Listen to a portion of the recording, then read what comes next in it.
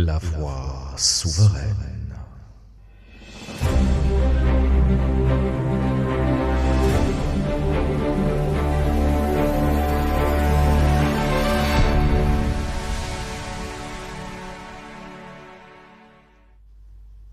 Il suffit d'ouvrir les réseaux sociaux pour constater un phénomène étrange. Tout le monde parle aujourd'hui de souveraineté. La souveraineté intérieure, la souveraineté spirituelle, la souveraineté politique ou encore la souveraineté vibratoire. Pourquoi maintenant ? Pourquoi ce mot, souveraineté, émerge-t-il précisément dans un monde en crise, où les structures vacillent, où les narratifs se fissurent, où la confiance collective s'effondre ? Serait-ce le dernier retranchement d'une humanité qui pressent avoir été trompée ? Ou bien une réaction de l'ego mental face à la montée du contrôle et du totalitarisme ? Pour comprendre, il faut distinguer ce que l'on mélange trop souvent. La souveraineté psychologique, la souveraineté politique et la souveraineté supramentale.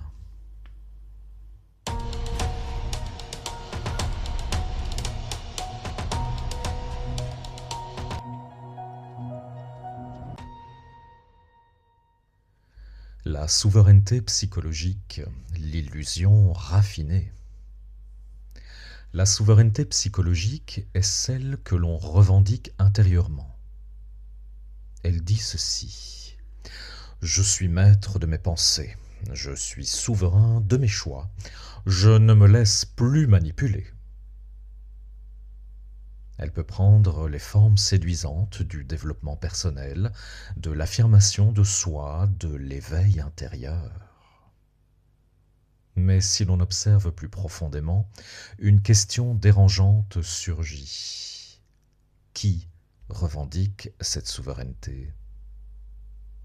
Si la pensée elle-même est conditionnée, si en plus elle vient d'ailleurs, si l'identité est construite à partir de mémoires, d'influences, de programmations invisibles, alors la souveraineté psychologique peut n'être qu'une couche supplémentaire du même système. Elle donne un sentiment de maîtrise, mais elle opère encore dans le champ du mental égo-conditionné. Elle est une amélioration de la cage, non sa dissolution. La souveraineté politique, la réaction face au contrôle. Lorsque les structures sociales deviennent oppressives, la souveraineté prend une autre forme. Tu veux entendre la suite ? Ce podcast t'intéresse ? Alors rejoins-moi sur la plateforme School de la souveraineté vibratoire intérieure, dont le lien apparaît sous le podcast. À tout de suite.